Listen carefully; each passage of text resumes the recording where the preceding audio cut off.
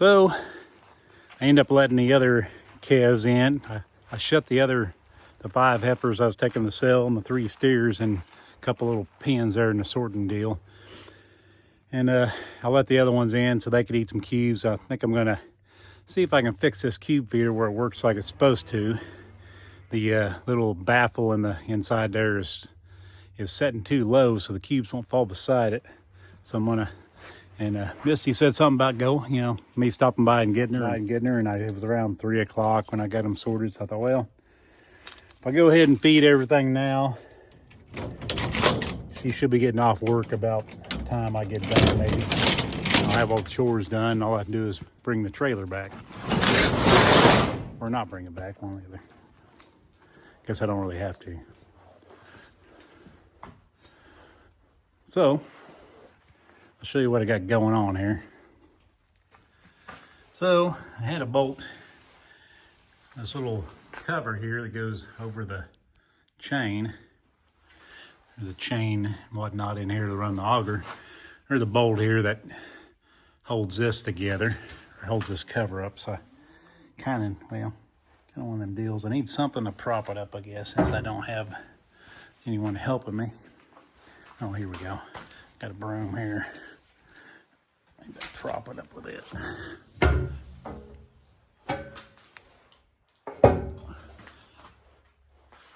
So now, I'll show you what I got going on here.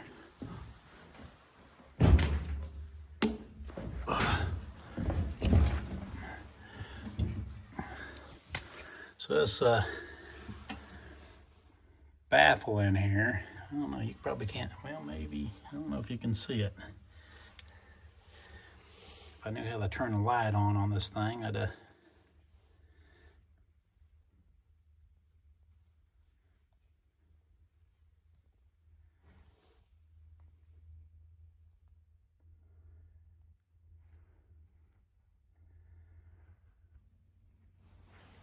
So, this is the baffle. I call it a baffle. I was talking about kind of a safety guard, I guess, for the auger. Kind of pointless, but in my opinion, but I've seen cube feeders that have the ends here adjustable, but mine is not adjustable. If you can see that. You can see it on that end. If you can see on that end, see it's just got one round hole in there. So it's not adjustable, and it wasn't high enough to allow the cubes to fall through. I don't know if you can see now. Oh, it is lighting up now. So I must have pushed the right button there somewhere, or something. But anyway, it was over that, goes over that auger there. I put the bolt back in already, but right there, there's a bolt hole that holds that in there. I just put the bolts back in there so there wouldn't be a hole, but and wouldn't lose them either. But anyway, if it was adjustable, I would just adjust it up. It wasn't, and we tried to feed with it the other night before it got dark, and it wasn't working. And I seen a one that was adjustable, but mine's not. So the easiest thing to do is just take it out. I might, I don't know, maybe in the future I might slot that hole, slot it down where I can raise it up, but I really don't see the point in it. I said, I don't really see the point in even putting it back in there, but unless it's somehow, maybe there is, maybe it keeps there from being too much pressure on the auger, maybe. That could be. So I may have to, it might cause the auger to not function like it needs to, so I might have to go ahead and slot this, but for today, I'll probably never fill this thing all the way up because, this gator's old and it's not really rated for that much weight, I don't think. This, I don't know if I've said this, but this is a 500-pound cube feeder, and I originally was trying to buy a 300-pound one, and they sold it. They asked me if I would take a 500-pound one for the same money, which I really didn't want, because I knew I'd never put that much in there, even 300 pounds for that matter. So I went ahead and took it. I should have just, I don't know. I think I should have waited, but at the same time, I paid $1,200 for this one, and this same one from the same people is 600. I paid 1,200. The same one is 1,600 now, and the one that I originally wanted, the 300-pound cube feeder that I originally wanted, is 1,400 now, which would have been, like I say, it was actually 1,200, but I got the 500-pound one for 1,200. So anyway, yeah, this is the chain mechanism over here that makes it work.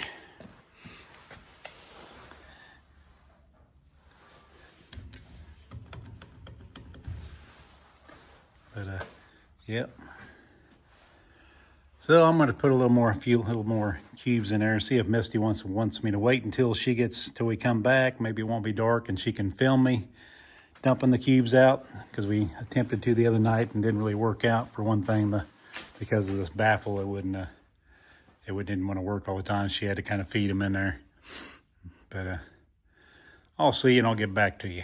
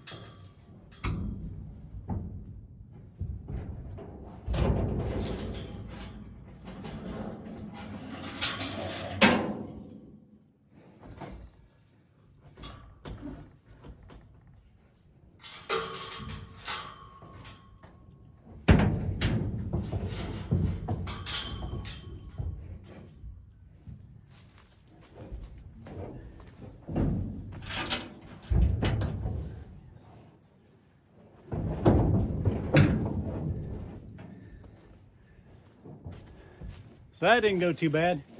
I think it was hard. It was, well, of course, harder to get the steers in the back because they're not going as far. But I divide them up like that. It kind of keeps the weight from shifting as much. Like if I put more in the front, gets on the back. When I was young in high school, I used to haul cattle to the sale, and we just kept the splitter gate open and just run them in there. Well, you go down, you hit the brakes, or you going down the hill. Sometimes they'll all push to the front and they'll get you the swaying. And this here has worked pretty good for me. Just put part of them in the front, shutting them in the front, and shutting the rest in the back. It kind of keeps the weight just distributed a lot better. Always makes me nervous loading them though. So, but once they're on, they're on. Hopefully all goes, hopefully we get there just fine. So I end up with, like I said, 5 heifers and 3 steers. And then I got 5 steers and 5 heifers left.